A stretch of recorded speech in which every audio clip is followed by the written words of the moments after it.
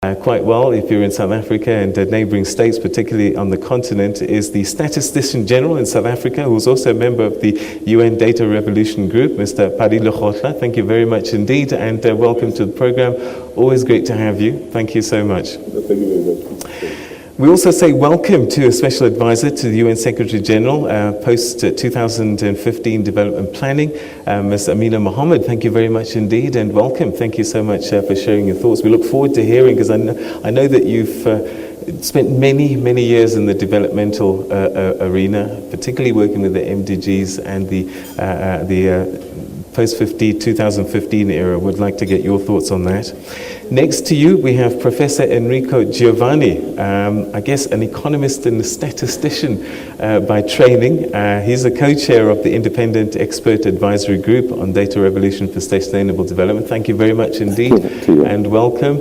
And I know that you worked in government in Italy, but you've worked in Europe in general, and also with the UN as well. So we say welcome to you, or do we say ciao? All right, so let's begin just by setting up this conversation and just get your thoughts. You got the call from Ban Ki-moon. He says, please, guys, we need your help. I'm setting up this expert advisory group. Tell us what he said, what it is that you're supposed to be doing, and then perhaps you can share sort of the outcomes of that first report. Let's start with you, Mr. Lehohla. Yes, I think that the call which was made by Amina on that day, that was the 8th of August, was a very surprising call. And of course, we were asked to look at data revolution. So as our work was cut out, look at data revolution, define it so that we can explain it to the world. Because it appears that in the post-2015 agenda we will need evidence, and that evidence is already more available in the devices that we use, but it has to be organized and the public must understand it. In particular, because we are looking at evidence as the basis for decision making. The MDGs, with all the difficulties that we might have had, have been very useful, in fact, in making statistics visible.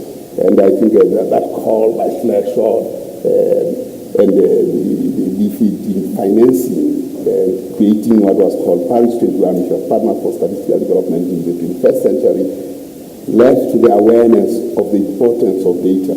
And that was very critical for the developing world. So the data revolution, as we suggest, is already happening. What we had to do was to look at how to define it so that we have a common understanding around it and how it gets used and how it should lead to development. All right, I'm going to have to just cut in for a second, because we're going to need to fix your microphone in a couple of seconds. But I'll move to you, and we'll come back to you. I know, Ms. Mohammed, you've worked a lot with the Millennium Development Goals, and we're transitioning now into this new agenda. And I'm just wondering if you could take us through that transition and what this data revolution means in that context. Well, the onset of the Millennium Development Goals was difficult for all of us, because it basically was a process that a few people in the basement of the United Nations prescribed an agenda for 15 years. So it took a long time for us to understand what they were and how to implement them. But one of the things that we did learn was that the whole data and statistics issue was a vacuum that we had. We didn't have the baselines to work from, so how could we measure what we were doing? And we experienced over the years thinking we had made progress, and only to find that in fact that data and statistics, there was huge gaps. The transition is that lessons learned from the MDGs, which basically attended to a poverty agenda in the social context, is one that we want to now recognize that you can't do that in a silo. You need to connect it to the economy, you need to connect it to the environment. And so sustainable development, in a way, is a much more integrated approach to development. It's not one that we put a band-aid on, it's one that we work from the inside of a development plan and a policy and a vision of a country to try to achieve those aspirations.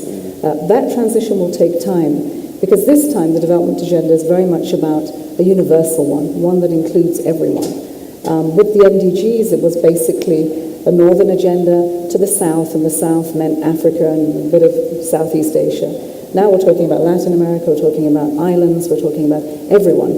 And we're not just looking to see a few, we're looking to see how can we take everyone forward. You heard the Minister talk about leaving no one behind. What does that really mean?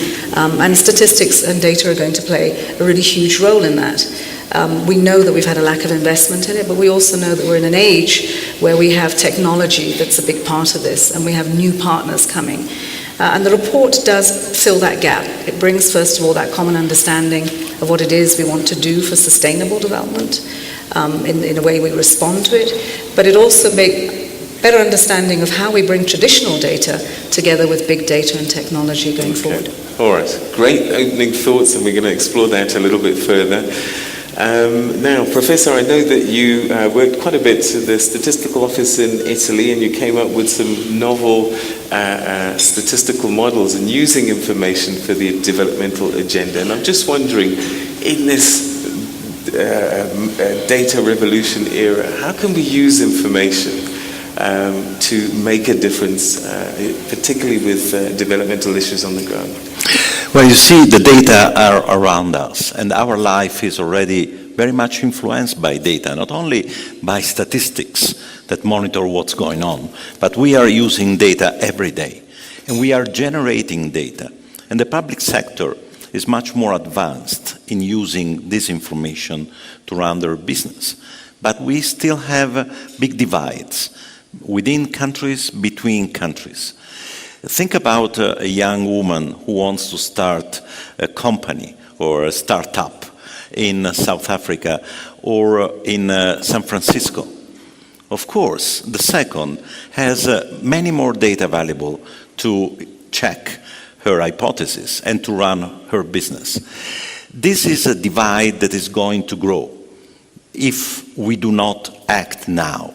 That is one of the key messages of our report. Data revolution is a great opportunity for governments, for companies, for individuals to make better decisions for better lives.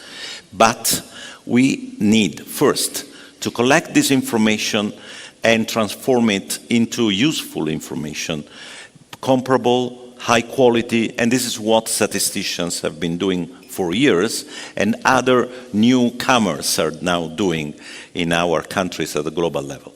Second, we have to be sure the data confidentiality is protected. People are protected from a misuse of this data. This is about ethical standards, it's about privacy protection, it's a very serious issue, and again concerns all citizens. And the third point is that people must be able to use this information. This is why one of our recommendations is to start a learning process for all population to give to them, to all of us, I would say, the capacity of using this data. Data literacy programs should start in each and every country, because in the 21st century, a citizen must be a data literate. Otherwise, he or she will be excluded by the society. So you see that we are not just talking about very generic or general or theoretical concepts. We are really talking about something that is very important for everybody's life in every day. All right, so we're going to have to take another quick break, but when we come back, we'll unpack this report further, and also, I guess, what it really means to you at home. So stay with us, and please come back and be part of this conversation at Morning Live SABC. Hashtag TNA BizBrief is our Twitter handle, and we'll also hear from the audience that is here in 4 ways as part of this conversation as well. Don't go away.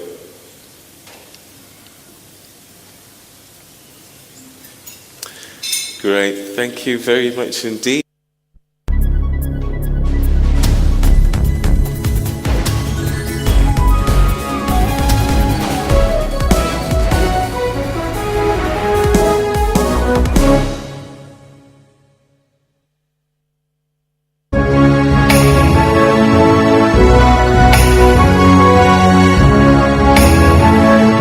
This former breadbasket of Africa, playing host to SADC leaders. I feel humbled and yet greatly honored at being appointed the chairman of SADC. When I was a student, Harvard was only my visible college, my formal classes. but I was also a student in an invisible culture. The outbreak in West Africa is the world's deadliest to date. It's centered on Guinea, Liberia, and Sierra Leone, with cases also reported in Nigeria. Catch news at 8, 7 days a week. Be informed. The session musicians, you want a particular sound on your record. Who do you get? Abo Butemp, Abo Victor Masond, Abo Godfrey Mtena. So these are the people who play a very, very vital role in making us. The South African Horror Fest is the only inclusive event of its kind over Halloween season. It screens a host of exciting horror or thriller movies from around the world. Shishani achieved stardom when she won a live music competition in Namibia titled Last Band Standing in 2012. Join Musam Khalipi on Afro Showbiz every Saturday at 19:30 CAT.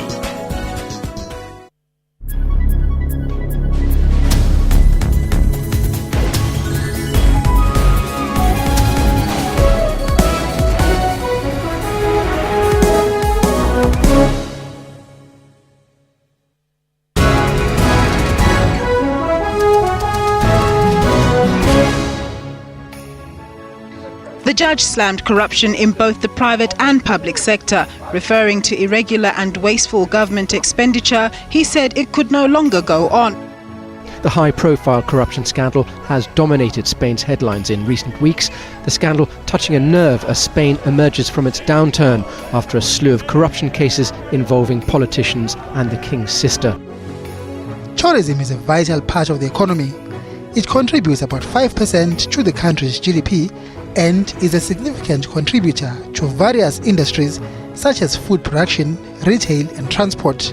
For all your business news, stay tuned to your favorite channel, SABC News, at 1 Monday to Friday.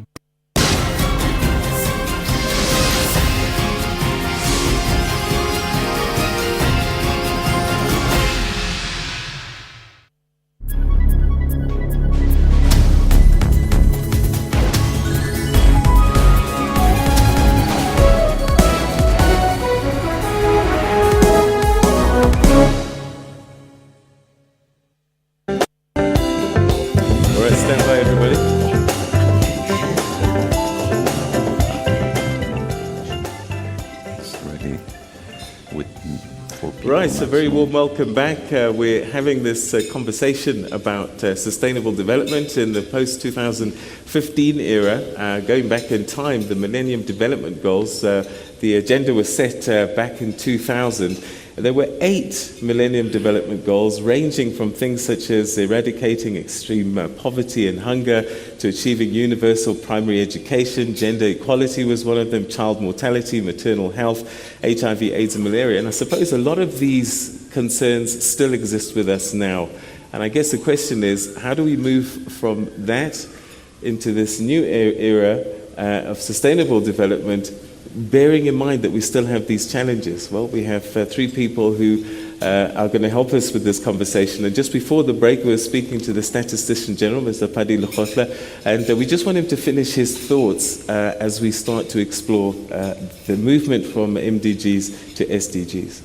Yes, I think what we are talking about is that there is a lot of promise in the SDGs, in particular because it has brought on board one of the things that were omitted, which is measurement of natural capital, which is your mines, your waters, your seas, and so on.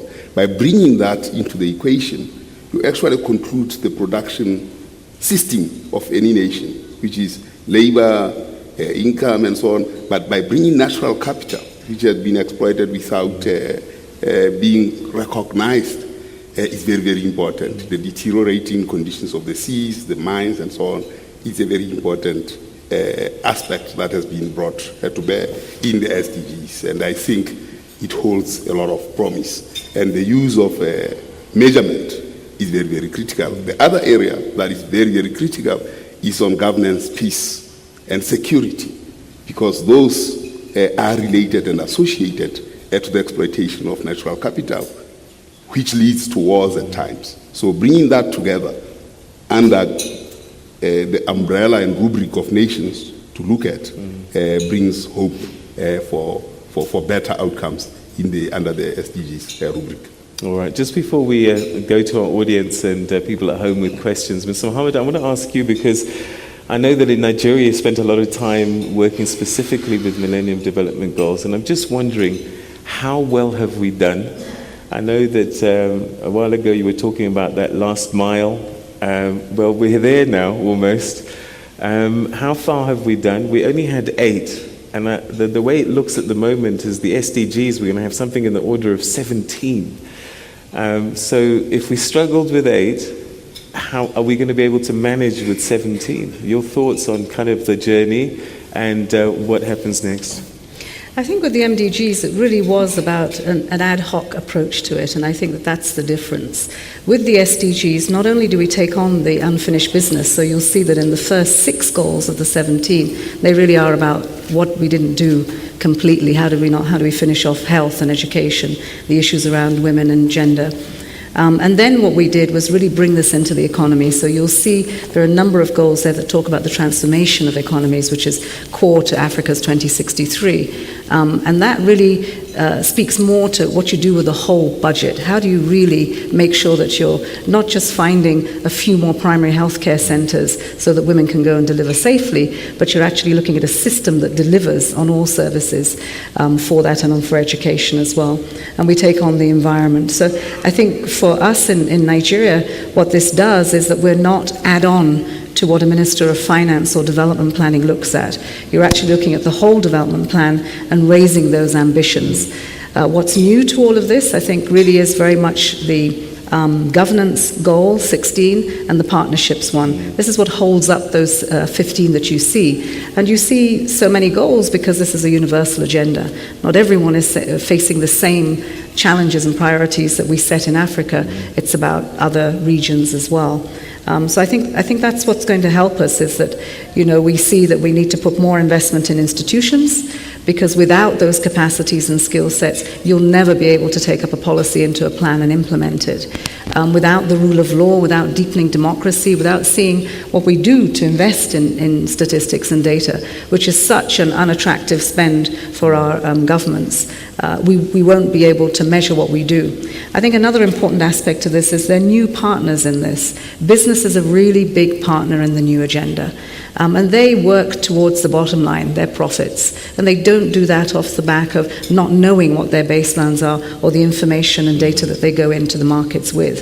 So how do we make sure that we align measurements that we do with their KPIs, with our measurements for, we don't just grow an economy, we want to take people with us. We want to deal with inequality. We want to deal with the gaps that have actually underpinned a lot of the root causes of the conflicts that we see, because there's a lot of exclusion. People are left behind, and that work, that certainly in my country, I can tell you that's made for many, many challenges that we face today. All right, Prof. Ms. Mohammed mentioned something quite interesting, and that's the private sector. And I know they're collecting lots of information, because when I log on to my search screen, I'm getting all sorts of things coming up on the screen, which means they've been watching me, they know me, and they're offering me certain things.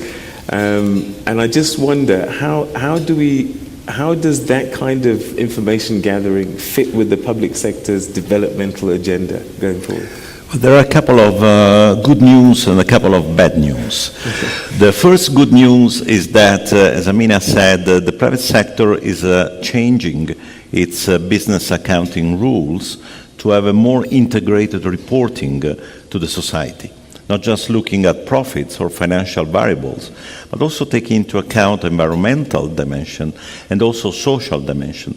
Under the title of corporate social responsibility, many more companies than before are giving this kind of reports to the citizens.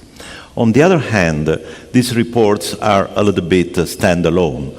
They are not really influencing the way in which they are perceived or the way in which they run businesses. Now, the good news here is that some companies are changing their mindset. First of all, less attention to very, I would say, short-term results.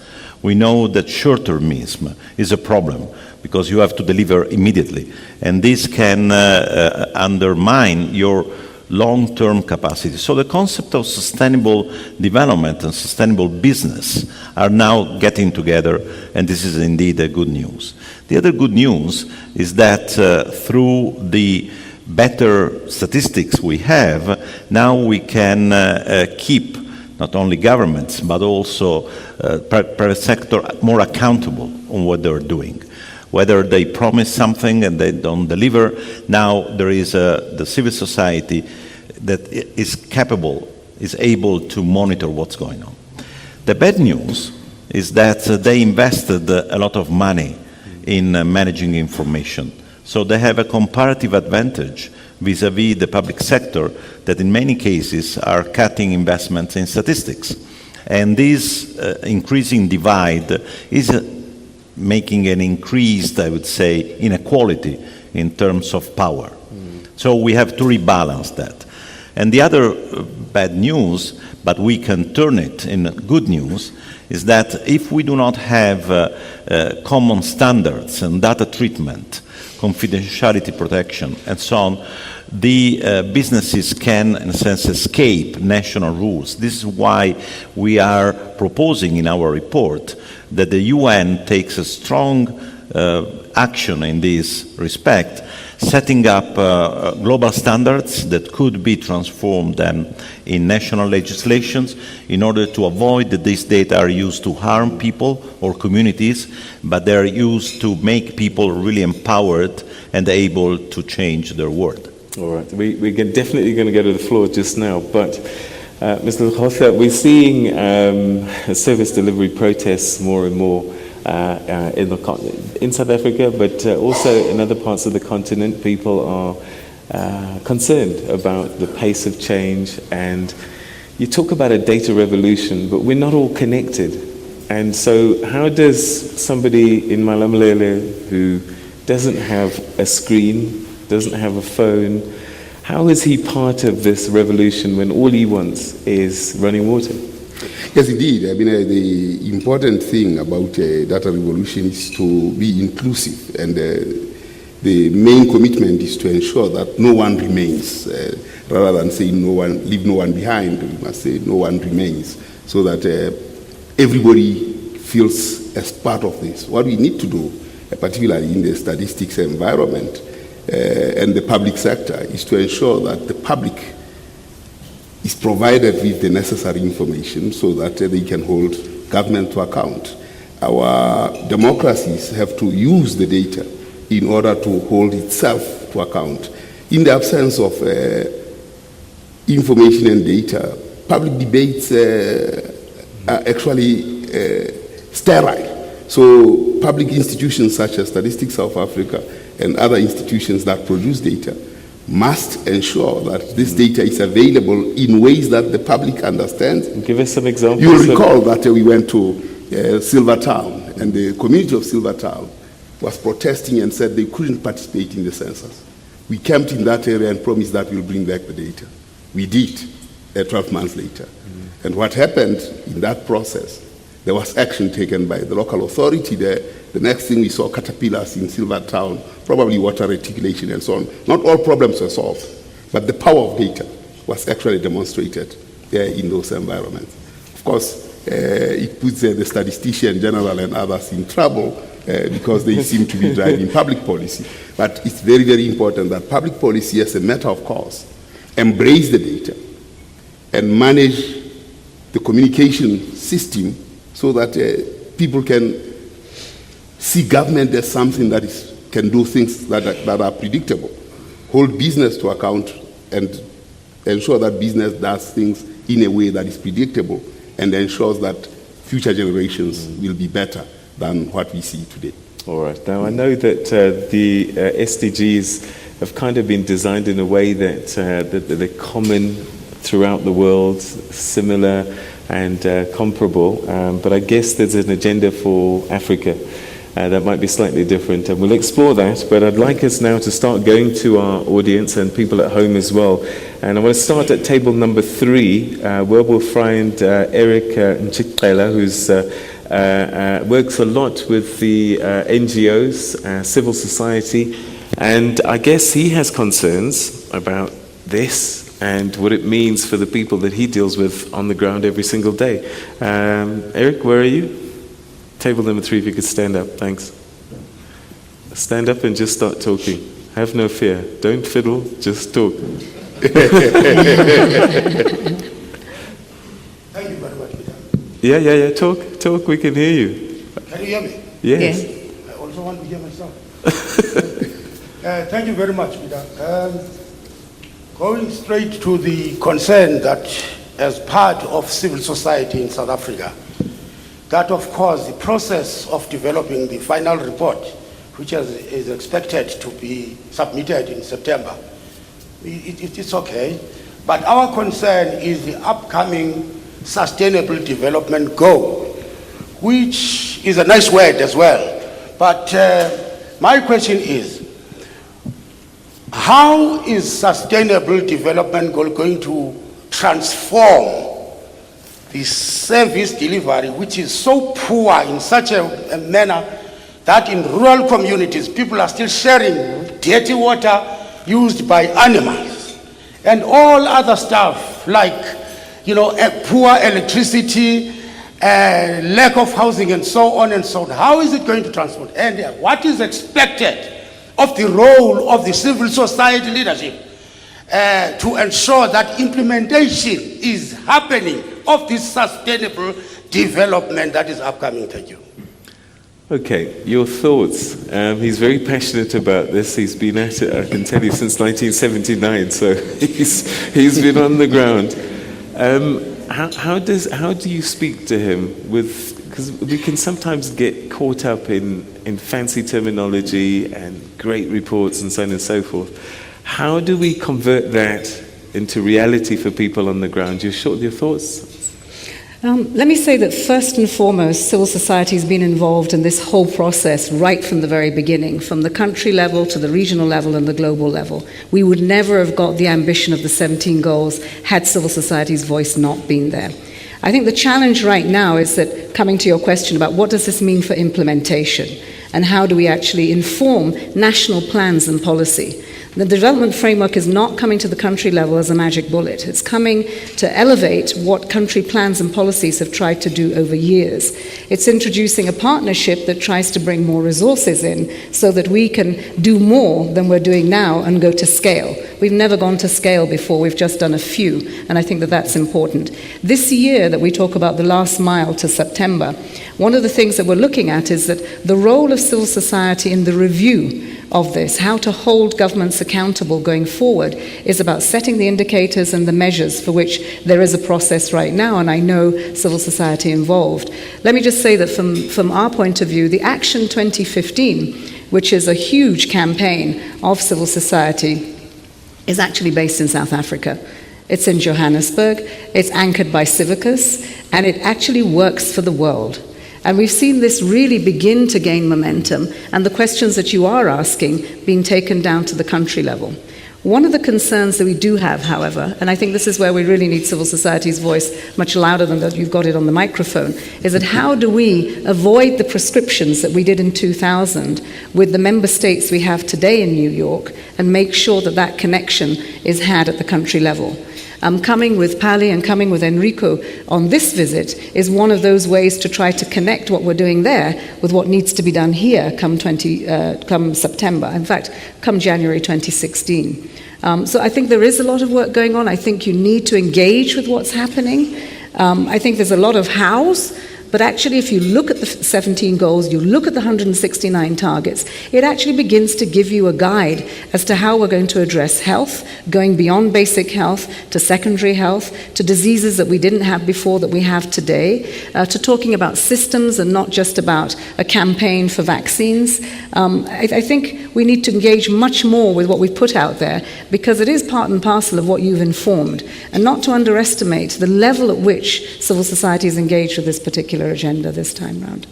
Professor Giovannini, what to add? Yeah, there is one point that we stress in our report, is the role of the civil society as an intermediary, bringing information to people in order to allow them to exploit new opportunities, but also information that is provided by the statistical system in order to clarify what's going well and what doesn't go well. I think that media also has a very important role here. I'm looking at this, the title, the name of this newspaper, The New Age. The New Age is the new age of data, is the new age of information, and the civil society can play really a great role in bridging the gaps between those who know and those who don't know. I think that this is a new role for civil society that is as important as the role that they played in the past. All right, Bongani Mabizela is on table number 14. You have an interesting question, and Mr. Lehohla, I want you to answer this one, and I might add to it as well. Thank you, Peter. My name is Bongani Mabizela from Ulazi Group.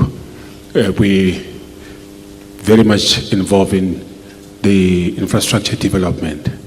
One of the questions that I always ask myself, especially in a developing country, excuse me, do we have proper statistics in making sure that as we cater for developments throughout the country, maybe not necessarily also in our country, in other countries as well, but coming back to South Africa, where we know exactly the foreigners that are in the country and where they are, and their different countries that they represent, so that we will know as to how to cater for them best as we are proceeding with development, especially on infrastructure.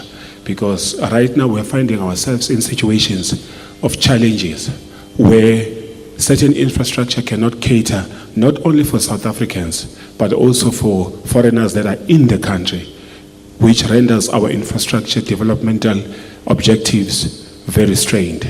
So we need to know, as developers, as engineers, as specialists in these areas, how do we make sure that we cater for everybody without leaving anyone outside of the developmental framework and objectives of the country. Thank you. Okay, that's an important one for the continent generally, isn't it? I mean, migration, movement of people, and what it means.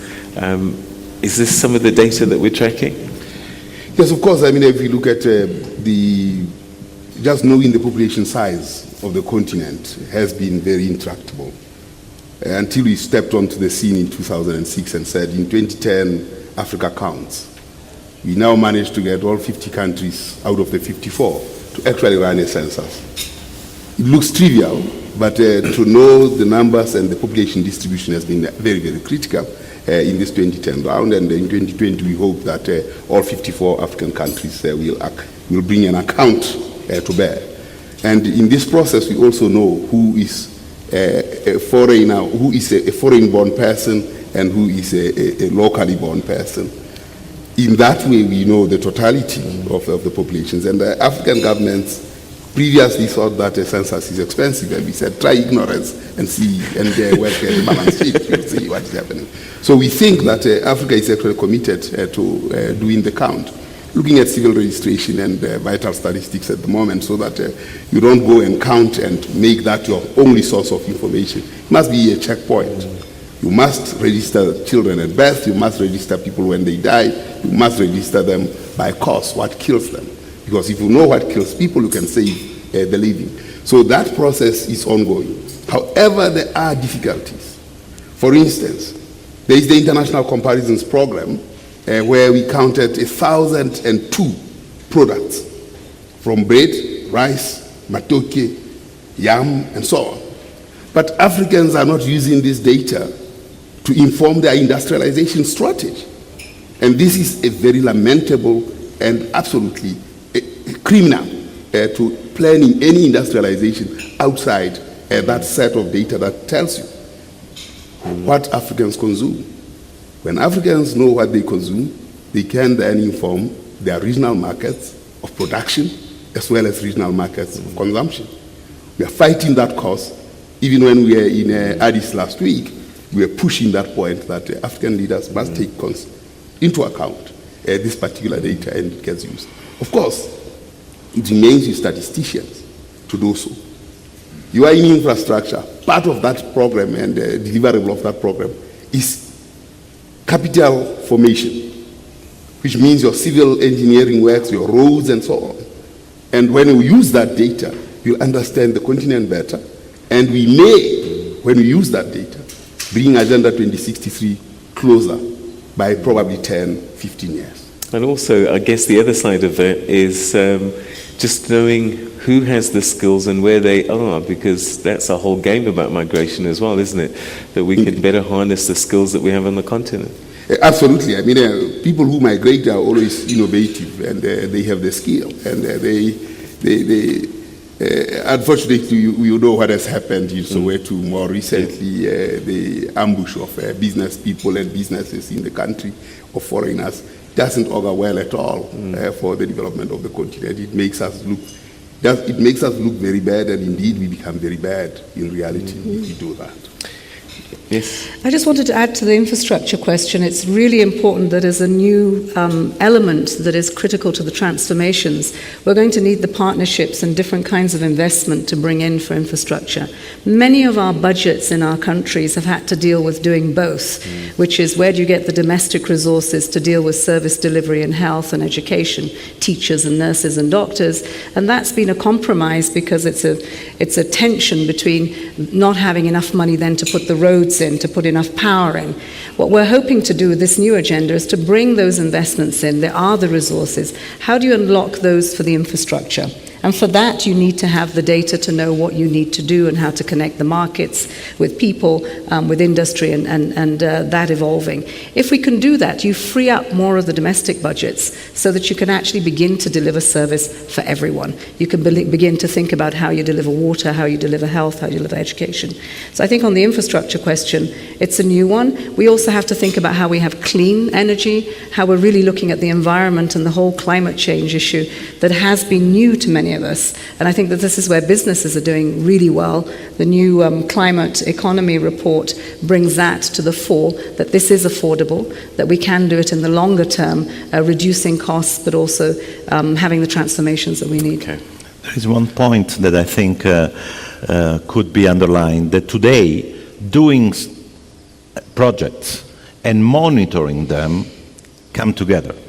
While before you were doing something, then statisticians came afterwards saying, what did you do? Okay. Today, with digital technologies, you monitor what you are doing. And if you connect this kind of flow of information with the statistical capacity, then you have a continuous monitoring of what's going on. The time for available data shortened very quickly.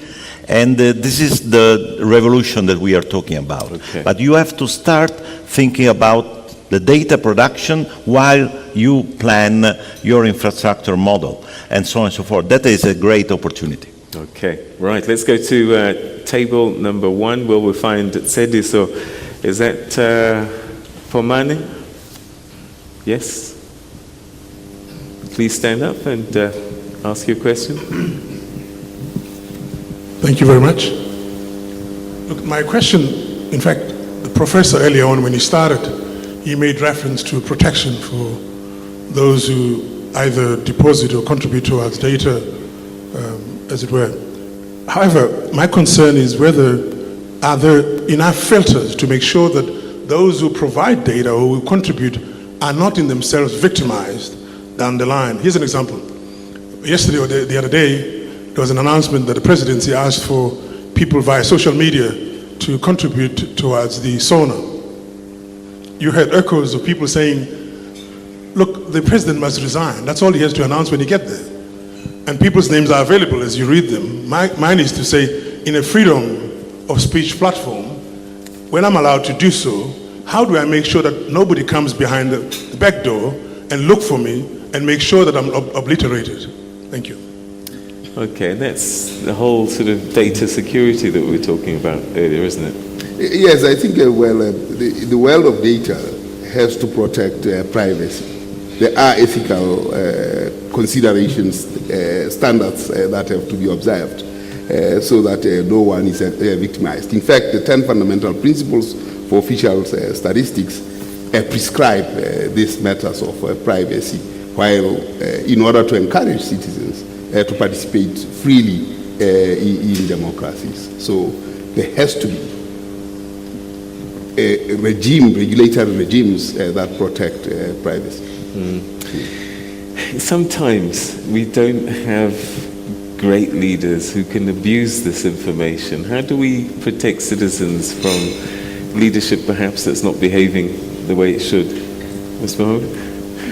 Work in progress. I think you have to continue to demand that there is a responsibility that goes with access to information and how we deal with it. I know we have many laws that have demanded, and rightly so, that we have access to all of this, and that balance of holding people accountable.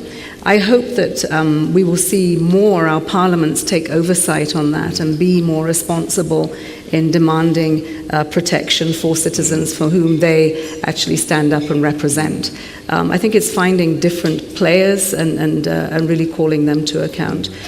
We had an interesting way of evaluating our MDGs in Nigeria, where we said who's going to monitor us, and what we did was to bring in civil society. That was okay to a point, but in fact the instruments that they were going to use would have been designed by government, and so fait accompli. What we then did was to turn it around and say to civil society, you design these instruments and you hold us to account. In the first instance that was welcomed, but by the time they started to target and see from the data that we had that there were issues around the responsibility of accountability of parliaments, of leaders, then we began to force the issue of who's going to respond to that and what are you going to do about it. It'll happen over time. Nothing is ever done overnight. As they say, Rome wasn't built in a day. But we have to open up that opportunity. We have to push. We have to have voices like that ask those questions. If I do say something in my right to voice my opinion, how will I be protected with my right to do so? Well, we often see on the continent, sadly, if a certain area doesn't vote a certain way, roads don't get built there as punishment. So I guess this is something that we do have to keep an eye on. But you see, the point is, as we discussed while drafting the report, is that we need a new social contract around data. While we are here, we are producing a lot of data through our mobile phones. Who is the owner of this data? Is the telecom company that can use the information that you are here now, or that you are visiting some websites and so on to make business. And they do not want to share this information with the statisticians to know better what's going on. Or it's you. And therefore you may decide to make this data protected for confidentiality, shared with others. This is a fundamental question, and legislation has to address this, because otherwise, as I said, the divide will increase. On the other hand, and this is again a good news, we see some big telecoms who are now sharing their data for social activities, for in case of epidemics, for example, or other events, natural disasters. They're ready to open their data to governments in order to find out where people are and so on and so forth. So this must become a normal way of doing business. The value of the data should be shared for the benefit of the society. So, for example, we had this Ebola crisis recently. How would the data revolution have helped us, particularly when it happens again next time? You have a case in the report that shows in particular how the study of the mobility of people was used to try to identify the risks of spreading the Ebola. And this can become more and more common. This is what satellites, is what data from mobile phones can be used for. Of course, you need to invest in order to make this kind of data available ongoing and not only when you have emergency. You have to prevent emergencies, and this is what big data can really be helpful for. All right. Ezekiel Kekana is on table number 11. Ezekiel Kekana.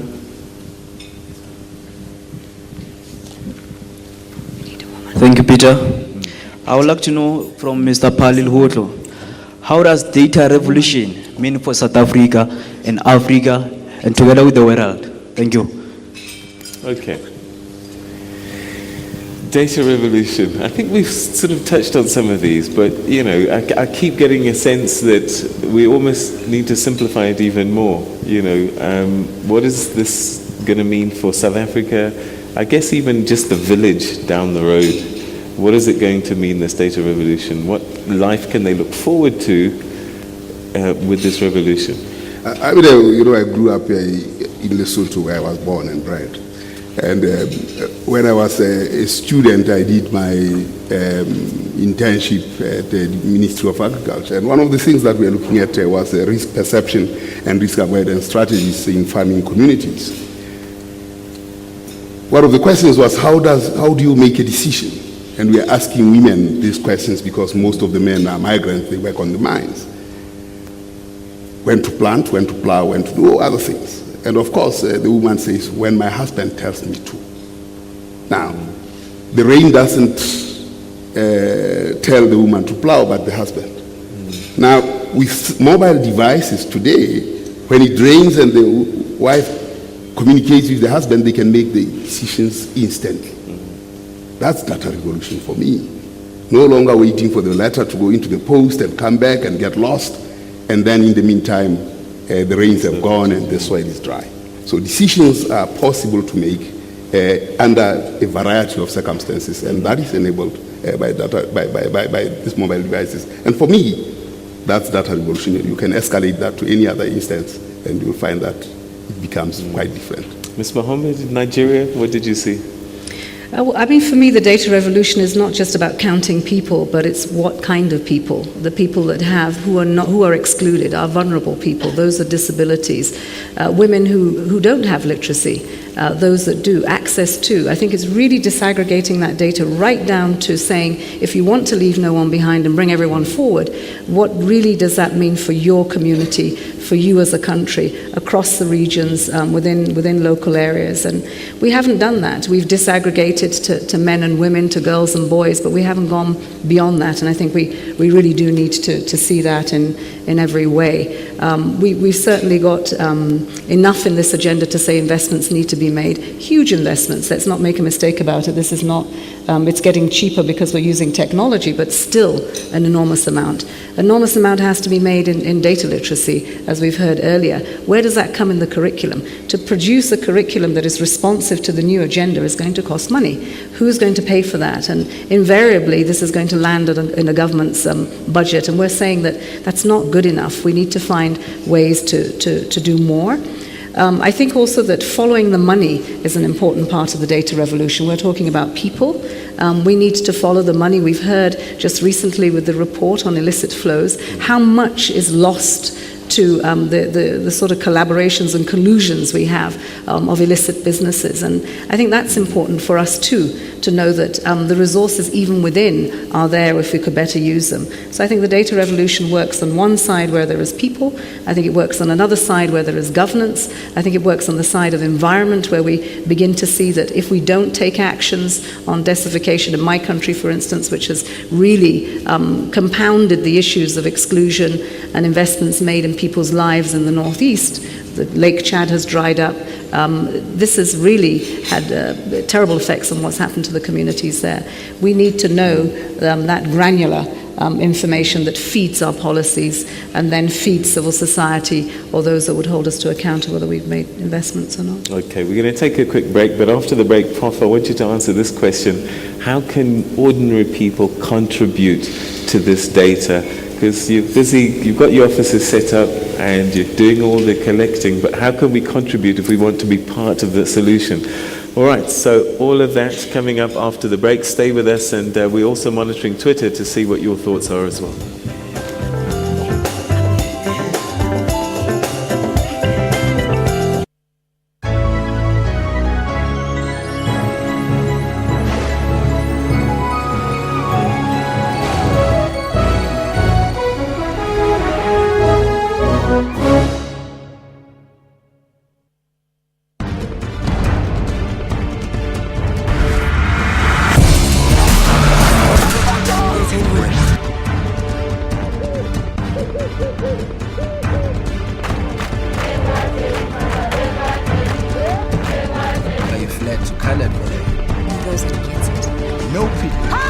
Ik groei maar, ik is een kap. Ja, ik heb de paar bezig.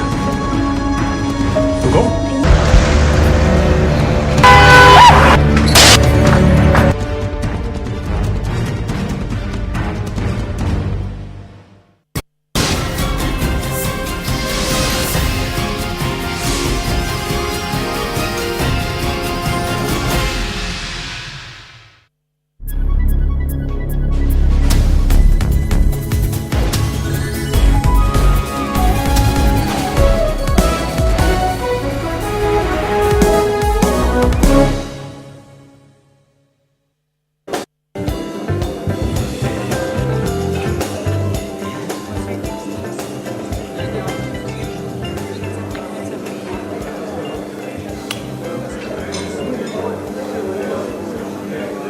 We're busy talking about something that's kind of been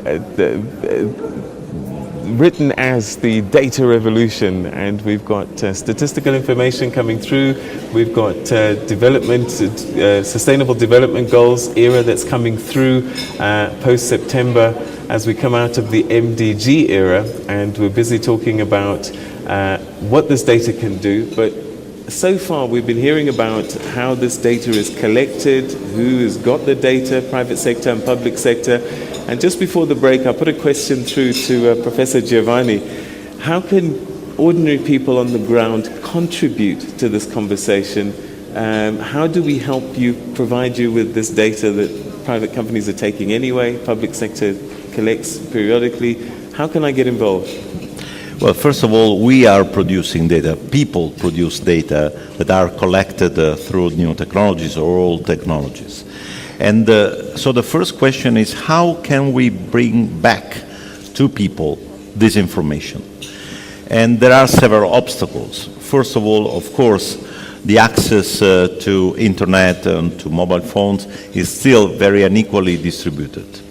So we must think about new ways of bringing data to people and bringing a network of intermediaries. There is an interesting model about how information is spread in a society. It's like the famous Chinese whispering, that at the beginning when someone sends an information, only few people get it. But then they transfer this information to others. It's like a virus. The problem is that every time the virus is transmitted, it changes slightly. And therefore, it's possible that the person at the end gets a completely different information. This is where what we call new intermediaries can help in bridging this gap, trying to reach as many people as possible at the first point. But once the information is transferred to people, then people need to be able to use this information to make their own decisions and to change their mindset. And this is where literacy is very important, statistical literacy, data literacy. And is where school systems have to embrace this revolution and help people since the beginning, very early, to understand the power of data, the capacity of using this data and exchanging information. Also, this is a revolution. It's a revolution in which the school should work. It's not only having an iPad or a tablet. It's really to change the mindset. And at that point, I'm sure that people will change the way in which they think about the others. They will understand much more that they are living in a very interconnected world, and they will ask the right questions. Where are my data going? Who is using them? Are they using for the good or for the bad? So you see, this is the revolution again.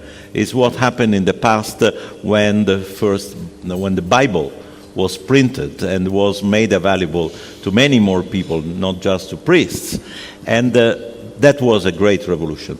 This is what we are going to face in the next few years, or maybe tomorrow. All right, okay, let's go to our tables again. And table 14, is that Mniki Mangaliso? Table 14. Thank you very much, Peter, and greetings to the panel. My name is Namhla Mniki Mangaliso. I work for African Monitor, one of the CSOs that have been working on the SDGs for the last 3 years or so. The SDGs imply that we're looking at a very expanded development agenda, much more expanded than the MDGs. Now, with the MDGs already, African statistical offices did not have the capacity to collect data. And now we're looking at least 3 additional sets of mandates, so economic transformation, peace, security, governance, as well as climate change. What should African governments practically be doing to prepare to measure this new agenda, and making sure that they're putting citizens in the center, making sure that they leave no one behind, both in ways in which they collect data, but also in terms of who they are measuring and what they are measuring in terms of the data. And from our statistician general particularly, I'd like to hear, what have you been doing in South Africa to prepare for this new agenda, both in terms of expanding your indicators and what systems are in place to actually match up the commitments we're about to do in September 2015 with our own capacity to actually meet those commitments? Okay, all right, let's start with you. Well, thanks for that question. I think there have been a number of concerns around this. The indicators are too many. The key question for us is, are these the right things to do? If they are the right things to do, it no longer matters. You have to progressively get to that point where you should address everything that needs to be addressed.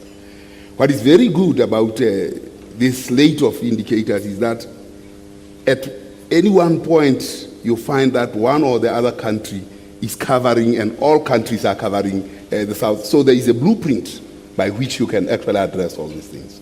What happens in Africa, particularly governance, peace and security, very interesting situation occurred, and we used to work with Professor Giovannini on this peace and governance indicators when he was working at the OECD, chairing the Paris 21. We wanted to measure governance. The statisticians at the UNSC, part of which I am, threw out these governance indicators in 2005 out of the UNSC. They said they are nebulous, they are difficult to measure, and we don't need to do anything about them. Africa, on the other hand, as early as 2000, when AU was constituted, there was Africa peer review mechanism. That Africa peer review mechanism has brought back governance and peace and security indicators center stage. When we go back to New York next week at the Statistics Commission in March, we will be committing to measuring governance, peace, and security. So Africa led this process. Countries like Cape Verde, Kenya, Benin, all those countries, Cote d'Ivoire, are measuring governance, peace, and security. From South Africa's point of view, if you look at our General Household Survey program, we actually are moving into measuring peace, governance. We are producing governance indicators. How does government deliver and so on? We make this information public. We need to engage civil society better. In fact, we don't need to engage civil society. Civil society must claim the space, because by bringing them on board, they become captive. They must claim the space and stand their ground. Mm-hmm. Because it is one thing to say government engage us. Once you get government to engage you, then you become captive. You become part of government, and you can't then reach democracy in that way. So civil society has to be active. All right, so how do we, because every year, come December, we send the army to Mozambique. We know it's going to happen. We know that there's going to be disaster. It's moved up to Malawi and other areas. How do we know it's going to happen? How do we use this to manage those kinds of scenarios? You know, it pains us a lot. You know that in June, over the weekend, the shacks in Cape Town are going to bed. And it's winter, and it's raining. I mean, that is very predictable. And the problem, when we go and look at that, we start collecting the data as though it doesn't exist. So our government systems are broken. We are not using satellite images. We are not using this to actually act preventive, to act in a way that prevents those disasters. They are man-made. They are not natural at all. Can I say that over the years, a lack of investment in the public service has caused a great deal of challenges for the political elite that come in every 4 or 5 years. I think democracy provides even huger challenges. We change governments every 4 or 5 years, and we have systems that have not been invested in for time that used to hold that thread all the way through. So when the lady questions us as what are we going to do for the statistics now and the indicators and to respond to this new agenda, the first thing we have to do is to reflect that this is going to be a transition, that we need to be fit for purpose, and that things are going to happen over time. There's an urgency for it to happen because you can't tell the person that can't see tomorrow, wait. But at the same time, let's not be in a hurry to fail and start rebuilding every 4 years. We need to know that unless we invest in our institutions, it's not going to carry us very far. And this agenda is saying that on Goal 16, that we have to have the rule of law. We have to put money into institutions. We have to invest in statistics. But more importantly, we have to use them in a way in which can help each government of the day come and build and not rebuild. And I think this is a mindset that we need to change, where we're all in a hurry to get the dividends of democracy overnight because we're leaving the following day. There is a future to us, and I think that young people today need to take that up. I think it's their vision now. For us, they're the torchbearers of this next generation. It's the first generation we have that can end poverty. It's the last generation that can do something about climate change in a very real way. So how to bring that back and think through again. All right, so I'm going to rush us a little bit because I want to get through as many as possible before we run out of time. Mabatu Pomane is on table number 1. Mabatu?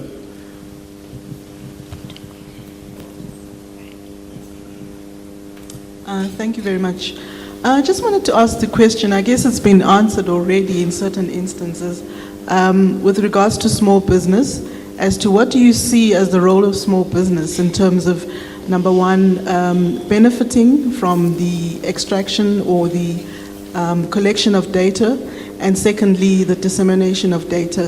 In essence, just the role of small business in contributing to the achievement of the data revolution. Thank you. Okay, and I need a very quick answer because of time. And also to small businesses, small farmers, and many women across the continent are very much involved in that. Very brief responses to that? Well, yeah, let's start with I can tell you that I come from a country, Italy, where we have millions of small businesses. In some cases, they are a little bit too small, I have to say, to face the big challenges in a globalized world. But on the other hand, they can be very good in finding solutions to niches that can really help them growing and increasing employment. But how can they know where these niches are? Is where information can really make the difference. And having more timely data would allow them to make better decisions. But again, I think that there is an information divide here, and I think that business associations can play a very important role in teaching new entrepreneurs how to use this information and use it not only to find, let's say, the current opportunities, but also future opportunities, because a lot of information is floating around and is not being used as it could. I hope that also the new age will help in this respect. I want to challenge you. Table 11. Is that Johannes from Koba? Very quick question and a quick answer. Table 11. Thank you very much. My question is, actually, while I was listening, I developed the second one. No, you've only got one. All right. So my question is actually, with the number of the population that is seemingly being increasing almost every year, and then will I be right if I conclude by saying that the number of deaths that we have in our country is less than the number of the newborn every day? So if that's the case, then my question is this one. What does that mean to our economy? Thank you. Okay. Well, populations of the world have been increasing all the time, although at the moment there are demographic transitions which show populations are actually stationary. Growing populations do fuel economic development and economic prosperity. What you need is a model and a social contract that enables that process to happen. And I think the post-2015 agenda helps us a lot in that regard. South Africa is growing at less than 1% per annum, and it's actually almost heading towards a demographic Iceland. All right, so my understanding is that this is a voluntary process, this SDGs. You sign up to it, you commit to it, but I guess if we're going to make this world a better place, everybody has to participate. How do we get everybody to buy in? Is the UN going to be naming and shaming, or what's going to happen going forward to make sure that countries that are lagging behind get their job done? We can't force them, I guess. I don't know. What happens? It isn't a legally binding agreement, but we've seen with the MDGs, they had a huge effect in galvanizing political commitment because they were compelling enough. There wasn't an MDG that a president or a parliament would say is not important. I think what's important about the SDGs is, do countries and do leaders see themselves in this, that this is not something that is alien, but is something that we all need to do and must do. Reporting at the local level, at the regional level, and at the global level is going to matter a lot in how we get people to commit. Yes, it is a degree of naming and shaming when you go to the General Assembly and you're number 150 on this particular indicator. There's a lot of work being done on indicators. I think you need to get engaged in what's happening with that so that you can raise the ambition of what we want to measure. If we don't do that, then we will come to the lowest common denominator, and that won't happen for us. So I think it's a great opportunity to do this. It is about moving hearts and minds. Okay. I think there have been many laws that we've had less effect with trying to change the hard space. Yeah. All right, unfortunately we've run out of time. It's just one of those things where things move. But I want to thank our guests and for sharing these thoughts with us and perhaps giving us something that we can sort of get our heads around and start contributing and being part of it. The Statistician General, South Africa, Mr. Pali Lehohla, thank you very much indeed. Special Advisor to the UN Secretary General, Ms. Amina Mohammed, thank you very much indeed. And also Co-Chair of the Independent Expert Advisory Group, Professor Enrico Giovannini. Thank you very much indeed, and to all of you, we wish you strength and Godspeed. And to you at home, thank you very much indeed for joining us from here in Fourways. We've had a great conversation, but look, this is your agenda, this is your sustainable development, and you really have to participate in this and start asking the right questions about the data that's being generated and make a difference. Have a great day, everybody, and we'll see you at the next one. Take care. Bye-bye.